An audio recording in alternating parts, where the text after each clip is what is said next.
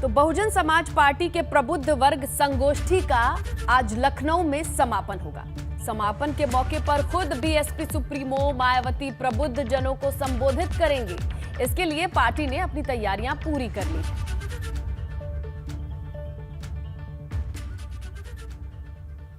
दो 2022 के विधानसभा चुनाव में 2007 का करिश्मा करने के लिए बहुजन समाज पार्टी ने एक बार फिर से प्रबुद्ध वर्ग को अपने साथ लाने की कोशिश शुरू की। 23 तारीख से प्रबुद्ध वर्ग सम्मेलन की शुरुआत अयोध्या से हुई, अब जिसका समापन लखनऊ में होने जा रहा है। बीएसपी कार्यालय पर कल इस प्रबुद्ध वर्ग फिर से करा लो 2022 के विधानसभा चुनाव में 2007 वाला करिश्मा दोहराने के लिए बहुजन समाज पार्टी ने प्रबुद्ध वर्ग को अपने साथ जोड़ने की शुरुआत की। 23 जुलाई से पूरे प्रदेश में बसपा ने प्रबुद्ध वर्ग विचार संगोष्ठी की शुरुआत अयोध्या से की। अब तक 4 चरणों में प्रदेश के 74 जिलों में ये प्रबुद्ध वर्ग विचार संगोष्ठी हो चुकी है और मंगलवार को इसका समापन लखनऊ में होगा, जहां पार्टी कार्यालय पर खुद पार्टी प्रमुख मायावती इस प्रबुद्ध वर्ग विचार संगोष्ठी को संबोधित करेंगी।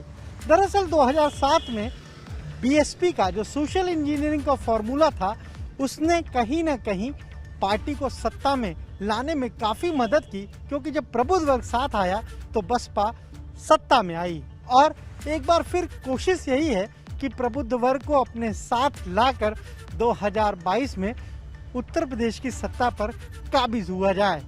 अब तक प्रदेश के अलग अलग शहरों में, अलग अलग जिलों में पार्टी के जो राष्ट्रीय महासचिव हैं और राज्यसभा सदस्य हैं सतीश चंद्र मिश्र, वो प्रबुद्ध वर्ग संगोष्ठी को संबोधित करते हैं। वो बार बार कह रहे हैं कि इस बार प्रबुद्ध वर्ग बसपा के साथ आएगा और बसपा सत्ता में आएगी, लेकिन इसका समापन खुद मायावती करेंगी, जहां वो अपनी सरकार में प्रबुद्ध समाज के लिए उन्होंने क्या कुछ किया था, इन सारी बातों को भी बताएंगी। और उसके बाद चाहे समाजवादी पार्टी की सरकार रही हो, बीजेपी की सरकार हो, इन्होंने कैसे प्रबुद्ध वर्ग का साथ नहीं दिया, इन सारी चीज़ों को लेकर उन पर निशाना भी साधेंगी। जाहिर है, जो एक दशक का इतिहास आंकड़े जो गवाही देते हैं उत्तर प्रदेश में कि जिसके साथ प्रबुद्ध वर्ग जाता है वही सत्ता पर काबिज होता है, शायद यही आंकड़े हर सियासी दलों की मजबूरी है जो वो प्रबुद्ध वर्ग को चुनाव से ठीक पहले साधने में जुटे हैं। कैमरा से जीतन के साथ अनुभव शुक्ला, एपी गंगा, लखनऊ। इधर बसपा के प्रबुद्ध सम्मेलन पर केंद्रीय राज्य मंत्री बीएल वर्मा ने तंज कसा है। बीएल वर्मा ने कहा कि जब चुनाव आते हैं तभी मायावती हो या समाजवादी पार्टी हो या कांग्रेस हो, ब्राह्मण समाज और प्रबुद्ध समाज बीजेपी के साथ था, बीजेपी के साथ है और आगे भी बीजेपी के साथ रहेगा। देखिए, मायावती हो, बसपा या सपा हो या कांग्रेस हो, आपने देखा होगा कि 2017 के चुनाव के बाद विधानसभा की चर्चा नहीं करते थे। 2019 के बाद में वो फिर गायब हो गए। तो जब चुनाव आता है तब उनको ये सब याद आते हैं। लेकिन मैं कह सकता हूँ, चाहे प्रबुद्ध लोग हों, चाहे ब्राह्मण समाज के सम्मेलन कर रहे हैं, मैं कह सकता हूँ कि प्रबुद्ध वर्ग और ब्राह्मण समाज ये बड़ा सम्मानित समाज होता है, बड़ा सम्मान का भूखा है। वो देश को जानता है कि देश की दिशा कैसी तय करनी है, इसलिए वो भ्रमित होने वाला नहीं है। ब्राह्मण समाज या प्रबुद्ध समाज हमारे साथ था, हमारे साथ है और हमारे साथ रहेगा। और आज से एआईएमआईएम के अध्यक्ष असदुद्दीन ओवैसी के 3 दिवसीय यूपी दौरे की शुरुआत होने जा रही है।